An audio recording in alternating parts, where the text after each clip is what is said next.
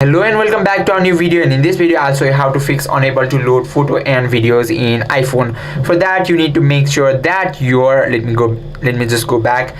For that you need to make sure that your iPhone storage is at least 1 GB free, and to check go on your general and then straight to iPhone storage and make sure that your 1 GB is free. And also what you can do is, and also you need to make sure that you have stable internet. And then the immediate quick fixes you can try is toggle edit mode, open the blurry image. Let's say this image is blurry, then go on this edit button and then forces the iPhone to download the high quality version immediately. And once it is loaded, just tap on this cancel and you should be able to get that picture properly.